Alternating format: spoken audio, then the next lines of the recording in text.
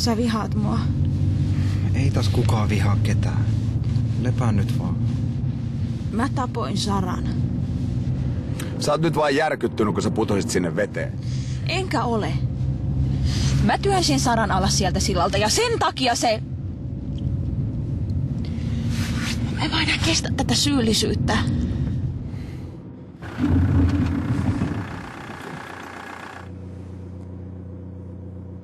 Mä oon tosi pahoillani. Antti.